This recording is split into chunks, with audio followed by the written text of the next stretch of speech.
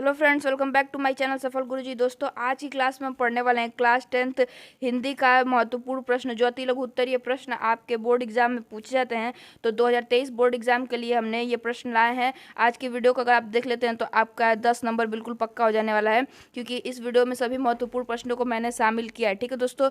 तो दोस्तों, आपसे एक रिक्वेस्ट है कि प्लीज़ वीडियो पसंद आएगी तो लाइक करना है और चैनल को सब्सक्राइब करना है, नए है तो, और बेल नोटिफिकेशन को ऑन कर लेना है, क्योंकि हम अपने इस चैनल पर 2023 यूपी बोर्ड की तैयारी ऐसे ही रेगुलरली करा रहे हैं। और हमारे चैनल से अगर आप पढ़ते हैं तो मेरा गारंटी देता हूँ कि आप 85% से नीचे नंबर नहीं लाएंगे। ठीक है दोस्तों, चलिए स्टार्ट करते हैं आज की वीडियो को।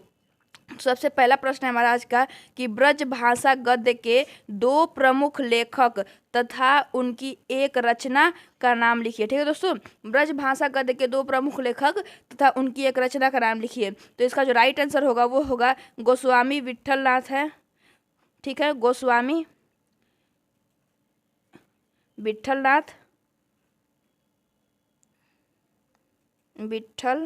नाथ। ठीक है दोस्तों, और इनकी जो रचना है वो है श्रृंगार रस मंडन। ठीक है, श्रृंगार रस मंडन। ठीक है दोस्तों, एक तो ये हो गए और दूसरे हैं हमारे गोकुलनाथ। ठीक है दोस्तों, गोकुलनाथ। तो इसे आप लोग अच्छे से याद कर लीजिएगा। ठीक है, मैंने सभी महत्वपूर्ण प्रश्नों को शामिल किया और उनका जो रचना है वो है 84 वैष्णवन की वार्ता। 84 वैष्णवन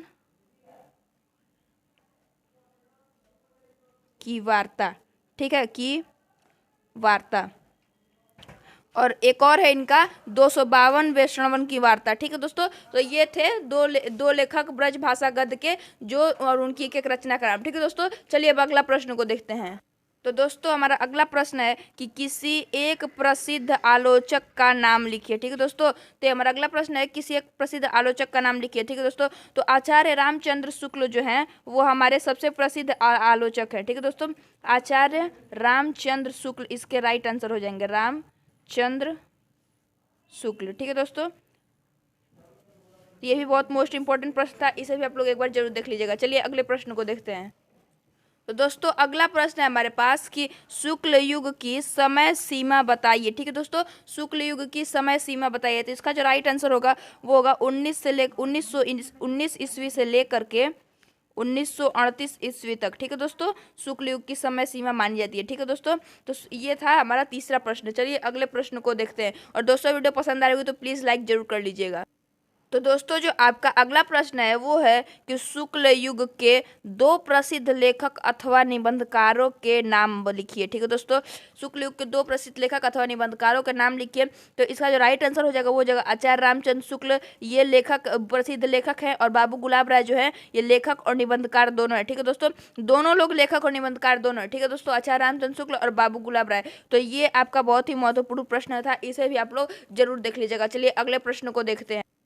तो दोस्तों, जो अगला सबसे मोस्ट इंपॉर्टेंट प्रश्न है वो है कि रानी केतकी की कहानी और कलम के सिपाही के लेखकों के नाम लिखिए। ठीक है दोस्तों, लेखक के नाम लिखिए। ठीक है, रानी केतकी की कहानी और कलम के सिपाही। तो रानी केतकी की कहानी के जो लेखक हैं वो है मुंशी इंसा अल्लाह खां। ठीक है दोस्तों, मुंशी इंसा अल्लाह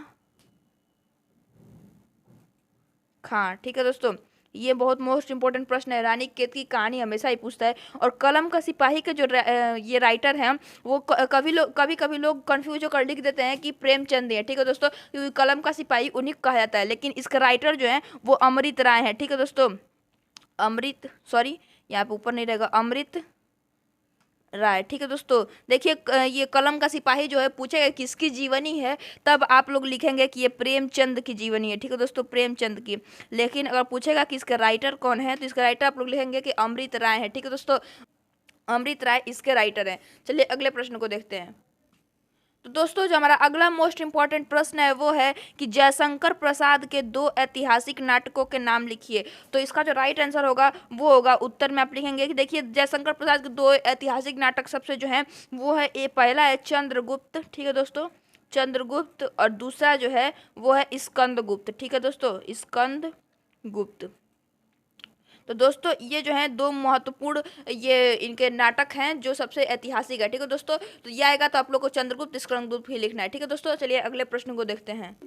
तो दोस्तों अगला प्रश्न है हमारा कि हिंदी के प्रथम नाटक और उनके नाटककार का नाम लिखिए। हिंदी के प्रथम नाटक और उनके नाटककार का नाम लिखिए। दोस्तों पहले सबसे पहला आप लोग एक बात बता दूं कि आप लोग एक प्रश्न को ध्यान से पढ़ा कीजिए ताकि समझ में आए कि प्रश्न कह क्या रहा है। ठीक है दोस्तों, तो हिंदी का प्रथम नाटक जो है वो है, प्रथम नाटक हिंदी का जो है वो है नहुस है। ठीक है दोस्तों, नहुस हिंदी का प्रथम नाटक जो है वो नहुस है और इसके रचनाकार जो हैं गोपाल चंद्र गिरिधर दास जी हैं। गोपाल चंद्र गिरिधर दास जी हैं। ठीक है दोस्तों, एक बार लिख लीजिए इसे, गोपाल चंद्र गिरिधर दास। ठीक है दोस्तों, गिरिधर दास। ठीक है, और दोस्तों ये जो इनकी इसके मतलब नाटककार जो हैं ये गोपाल चंद्र गिरिधर दास। दोस्तों रुकिए इसे दूसरे पेन से हाईलाइट करता हूँ।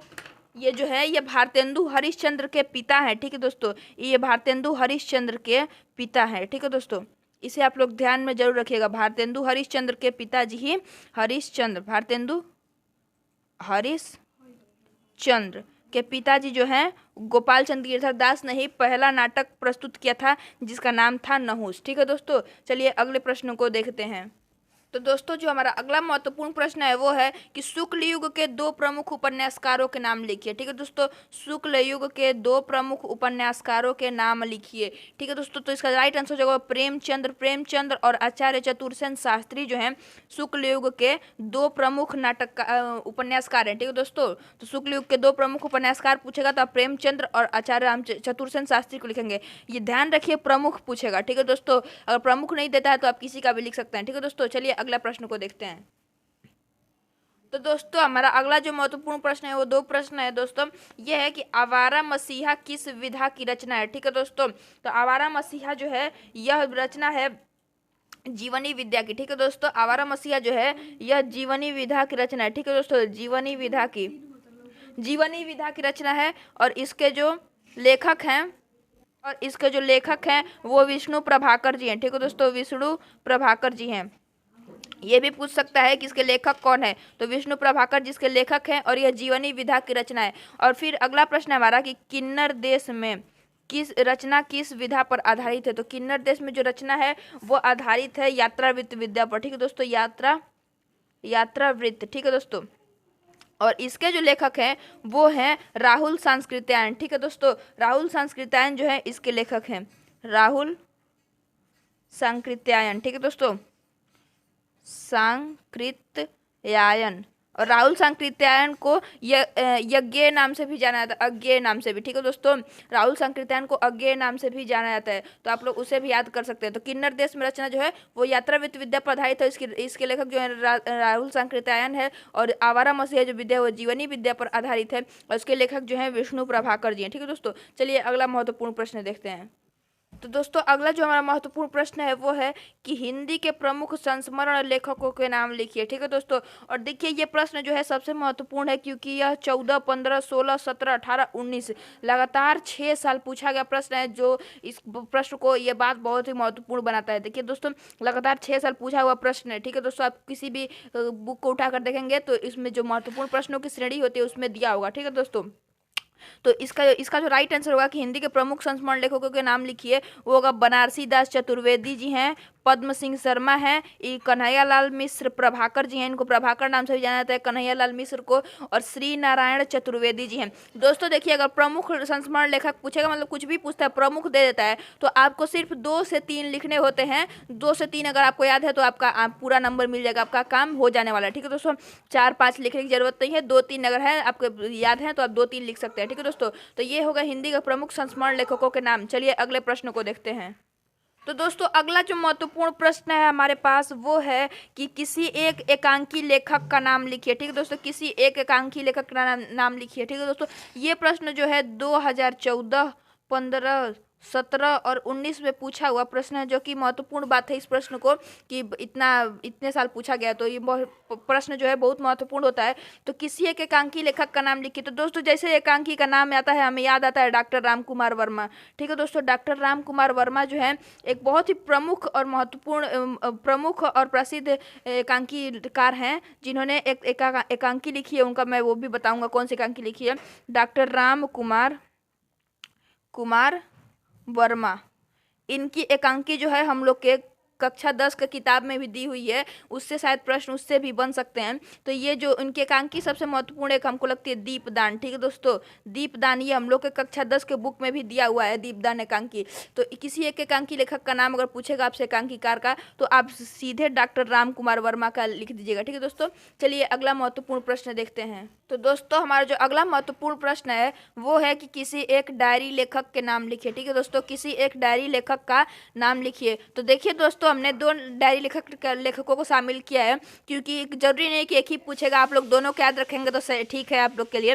तो नरदेव शास्त्री और डॉक्टर धीरेन्द्र वर्मा जो हैं वो डायरी लेखक हैं। ठीक है दोस्तों, तो दोस्तों ये थे हमारे कुछ महत्वपूर्ण प्रश्न हिंदी गद्य साहित्य के। ठीक है दोस्तों, आप लोग देख सकते हैं सभी प्रश्नों को हमने शामिल किया है। आप अब अगली वीडियो आएगी हिंदी पद के महत्वपूर्ण प्रश्नों पर। ठीक है दोस्तों, तो उसका आप लोग वेट कीजिए, शाम तक वीडियो वो भी आ जाएगी।